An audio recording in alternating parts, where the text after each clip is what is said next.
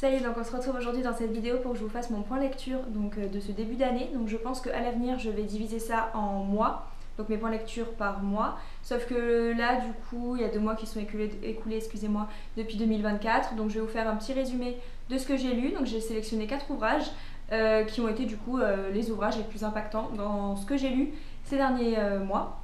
Donc je vais vous présenter ces 4 livres. Donc je vais pas garder le meilleur pour la fin parce que je vais vous présenter le livre que j'ai préféré, qui m'a le plus touchée, impactée depuis ce début d'année, et c'est Baise-moi de Virginie Despentes. Donc si vous regardez mes vidéos, vous savez que Virginie Despentes c'est ma daronne et que j'aime énormément cette autrice. Donc du coup je vais vous parler de son livre qui a fait le plus parler de lui, donc qui a fait énormément polémique en 1993 quand il est sorti, et je vais vous expliquer un peu pourquoi à mon avis et pourquoi moi je l'adore. Donc je pense que vous n'êtes pas sans savoir que Virginie Despentes est une figure du féminisme français très très connue. Donc j'ai lu d'autres de ses livres, mais je vais vous en parler de 2 aujourd'hui. Et donc du coup je vais commencer par Baise-moi, qui est mon préféré.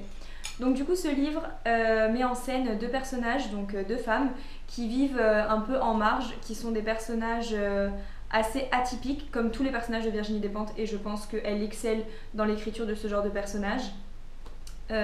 Moi je sais que c'est les livres que je préfère parce que je les trouve purement authentiques, parce que ces personnages sont vraiment imparfaits, même voire dérangeants des fois, et c'est ça que j'aime.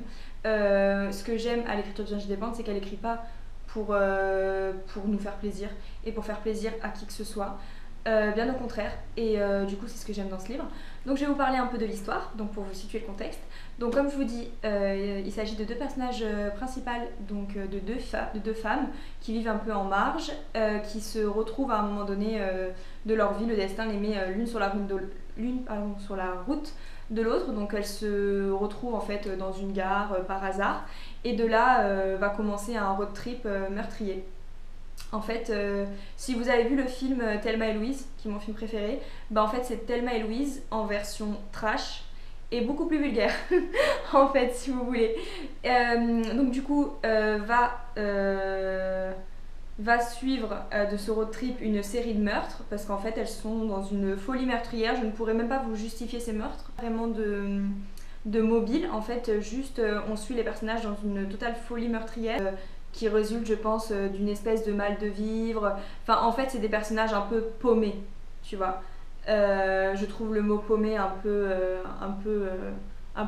désobligeant, mais je pense que vous avez compris ce que je veux dire. Au fur et à mesure du livre, en fait, va naître une belle et forte amitié entre les 2 jeunes femmes, en fait, qui, je pense, trouvent chez l'une, chez l'autre, quelque chose qu'elles n'ont jamais trouvé ailleurs. En fait, c'est le fait de se sentir comprise et le fait de plus tellement se sentir en marge, en fait, une fois qu'elles se sont trouvées toutes les 2.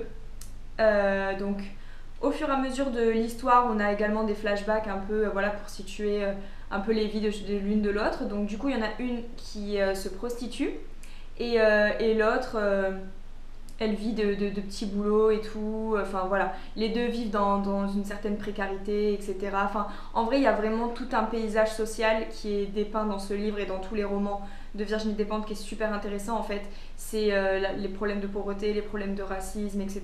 Et tout ça en fait s'entremêle très très bien, et c'est un des faits qui fait que j'aime énormément les livres de Virginie Despentes. Je vais reprendre du coup ce que j'avais dit dans un de mes vlogs quand je vous avais parlé de ce livre, quand je l'avais commencé. J'avais dit que je n'étais pas sûre de prendre du plaisir à lire ce livre, donc pour cause c'était l'écriture qui est assez crue, qui est assez trash. Mais je pense que c'est pas une raison de pas lire ce livre. Je pense que au contraire en fait il faut persister et vous allez voir que vous allez vous y faire, et que surtout je trouve en fait finalement cette manière d'écrire les choses d'une manière très crue, je trouve ça exaltant en fait finalement à la lecture. Et en fait ce que j'ai profondément aimé dans ce livre, et même dans les autres que j'ai lus de Virginie Despentes, c'est qu'en fait elle ne dit tellement pas ce que vous avez envie d'entendre, et encore moins ce que vous pensez et ce que vous avez envie d'entendre de la bouche de protagonistes féminins. Et en fait ça je trouve ça incroyable. Genre vraiment, je n'ai jamais lu un livre comme celui-ci. Et en fait rien que pour ça c'est mon préféré, parce que vraiment je n'ai jamais lu quelque chose comme ça. Jamais. Vraiment jamais. Je vais vous parler d'un chapitre en particulier dans ce livre qui m'a... comment décrire cette émotion qui m'a heurtée et qui en même temps m'a exaltée. C'est un chapitre qui survient au milieu du livre, donc trigger warning. C'est un chapitre qui raconte un viol. Donc normalement, dans des œuvres littéraires, cinématographiques et tout, j'ai vraiment du mal avec la mise en scène du viol. Personnellement, ça me trigger énormément. Enfin vraiment, je n'apprécie pas du tout. Donc en fait, c'est une scène qu'on voit venir, elle n'est pas surprenante, hein. Donc vous n'allez pas vous faire surprendre si jamais vous décidez de la sauter. Vous pouvez la sauter et quand même comprendre le fil de l'histoire, excusez-moi. Mais du coup, moi, j'ai décidé de la lire. Et en fait, je l'ai trouvé et j'ai trouvé en fait que finalement, c'était mon chapitre préféré du livre. Donc c'est un peu bizarre dit comme ça, mais en fait, je trouve que le chapitre est très court, hein, c'est genre 5-6 pages, mais en fait déjà en 5-6 pages, j'ai trouvé que Virginie Despentes avait exposé toute sa vision du féminisme. En si peu de pages, en fait, elle dit tellement de choses et elle expose notamment l'idée que je trouve très juste, que le viol n'est pas une affaire de désir, mais une affaire de domination. Et je trouve qu'elle a parfaitement bien mis en scène l'idée avec une scène concrète.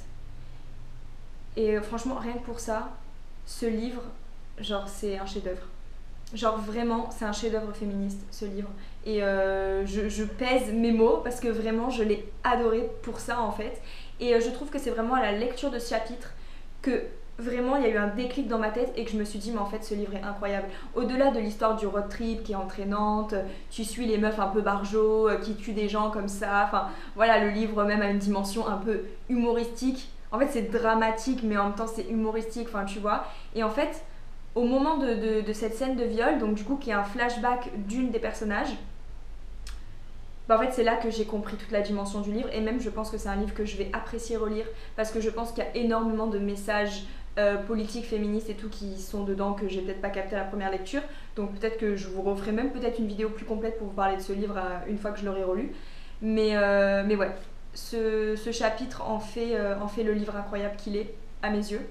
Et c'est vraiment en partie grâce à ce chapitre que j'ai décidé de vous parler de ce livre et que j'ai décidé de l'ériger comme mon livre préféré parce que j'ai adoré en fait.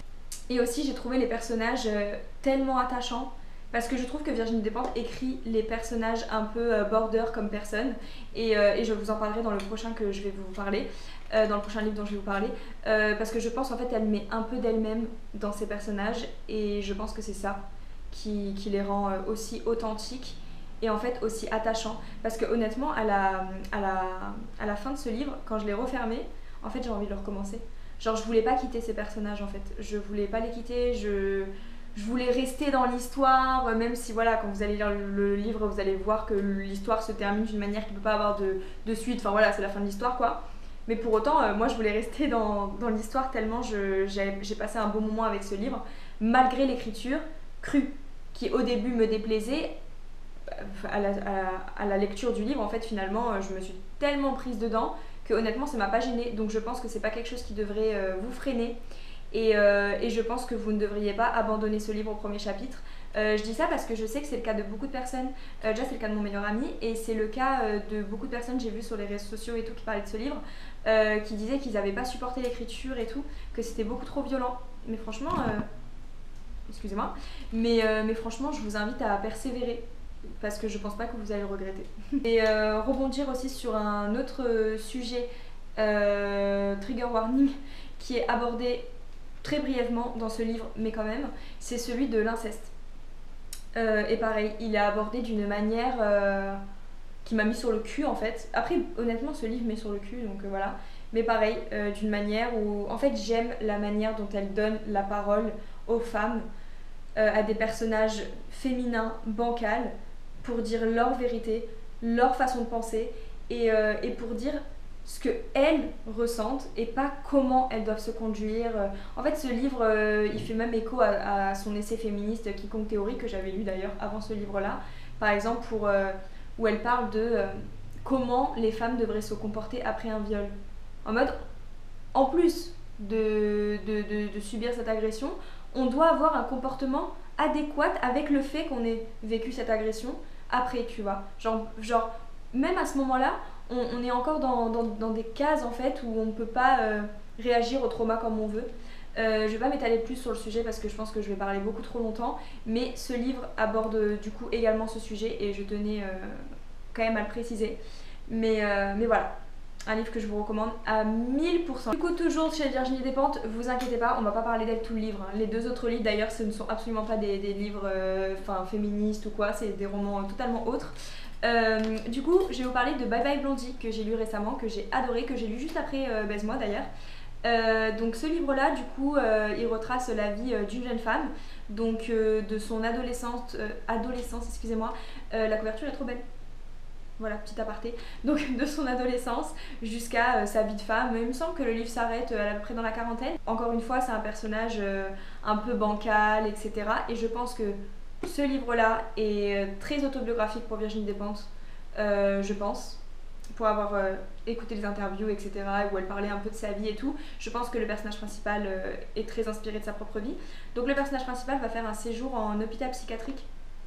Donc du coup ce roman en parle énormément. Je pense qu'une bonne partie du livre se déroule en hôpital psychiatrique. Il y a beaucoup le avant et surtout le après le passage en hôpital psychiatrique. Donc en fait ce livre, j'ai oublié de le préciser, mais c'est vrai qu'au-delà de suivre la vie d'une protagoniste féminine, en fait il y a une histoire d'amour qui est entremêlée dans ça. Donc une histoire d'amour du coup qui commence dans cet hôpital psychiatrique en fait, où cette jeune femme, elle rencontre, je sais plus comment elle s'appelle, où cette jeune femme, son nom c'est Blondie, mais je sais plus comment elle s'appelle. Donc cette jeune femme rencontre un homme et en fait on va suivre un peu leur histoire d'amour tout au long de leur vie, donc de leur relation toxique en fait qu'ils entretiennent.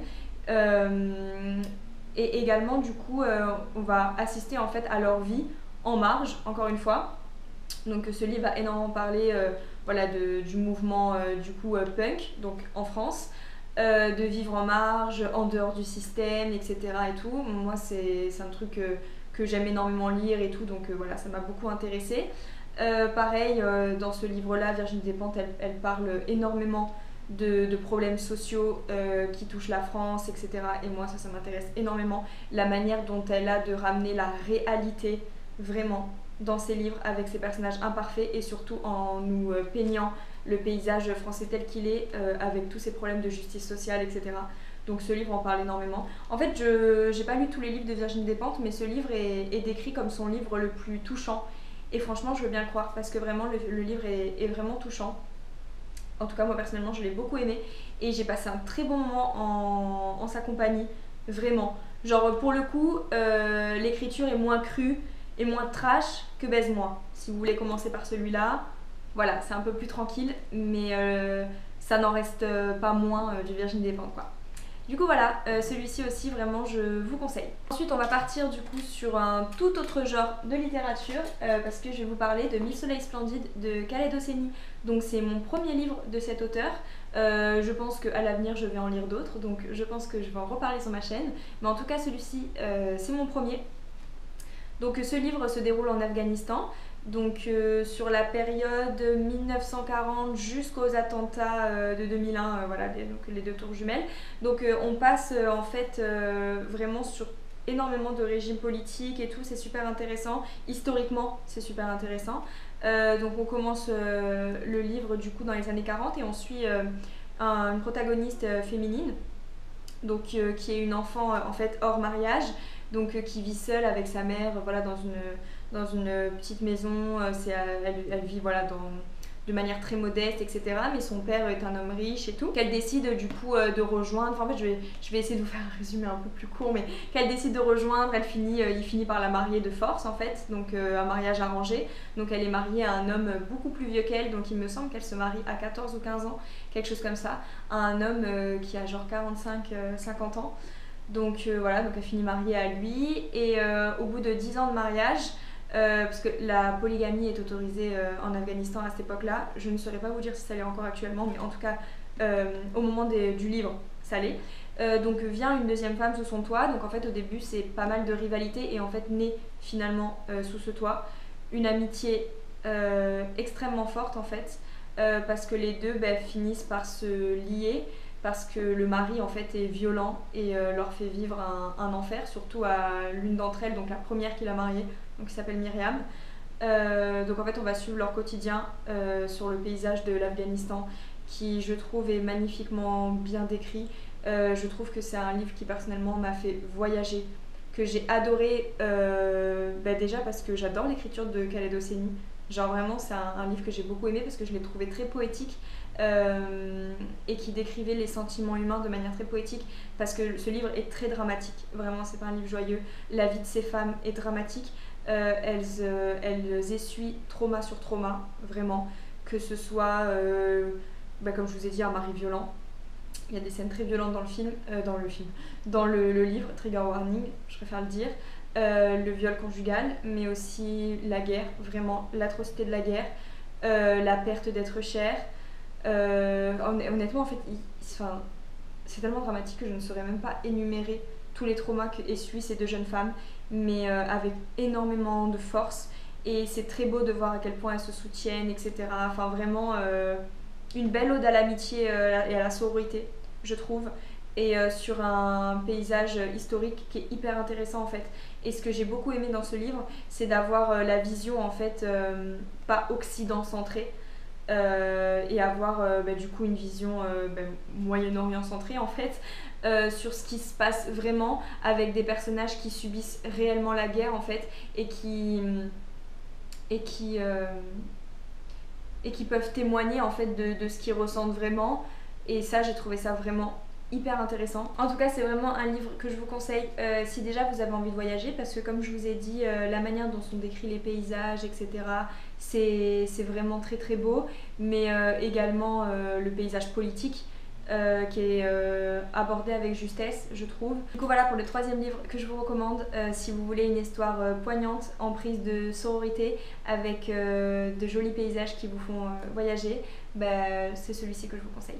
Ensuite, donc le quatrième livre et le dernier livre de cette vidéo, c'est Des fleurs pour Algernon de Daniel Keyes. Donc c'est de la science-fiction.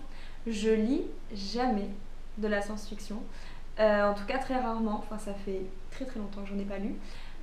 Donc du coup ça change de ce que je vous ai présenté avant et je vais vous dire pourquoi j'ai aimé ce livre. Du coup en fait dans ce livre qui est sous forme de journal, donc c'est très introspectif, en fait on suit une expérience scientifique qui est faite sur un simple d'esprit, pour reprendre les termes du livre, à qui en fait on insuffle de l'intelligence, donc voilà, par une opération du cerveau, donc qui voit du coup son intelligence croître au fur et à mesure. Et avec elle du coup les émotions qui vont avec et surtout la prise de conscience en fait qui vient avec. Donc ce qui m'a le plus marqué dans ce livre, c'est que clairement avant l'opération en fait cet homme était beaucoup plus heureux, et ce livre démontre vraiment que l'intelligence rend malheureux en fait, parce qu'il commence à se rendre compte de la réalité du monde, de la dureté du monde, même sur des choses plutôt simples, comme il se rend compte que ses amis ne sont pas vraiment ses amis en fait, parce que lorsqu'il était encore bête, il pensait que c'était ses amis, mais en fait la réalité c'est que ces gens-là juste se moquaient de lui en fait, et traînaient avec lui pour se revaloriser eux-mêmes, pour eux paraître plus intelligents à côté de lui.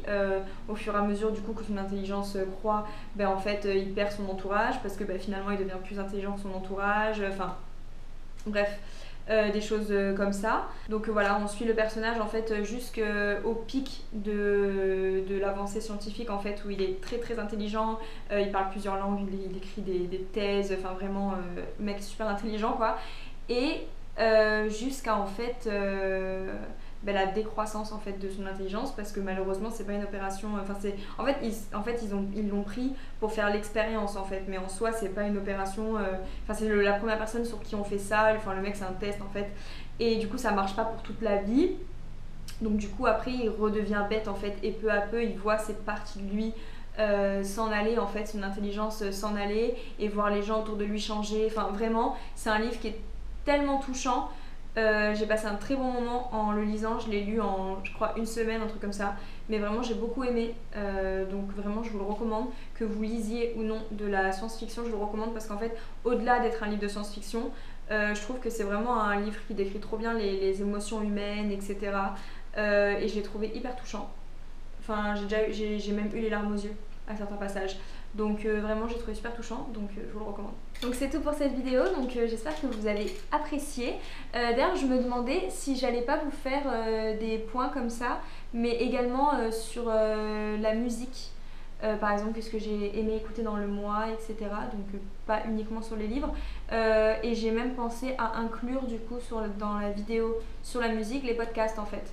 Ce que j'ai aimé écouter au courant du mois par exemple. Donc dites-moi si ça vous intéresserait que du coup je fasse ça. Parce qu'en fait je vous avais déjà fait une vidéo point culture mais annuelle sur ma chaîne. Et donc du coup j'avais regroupé livres, podcasts et musique.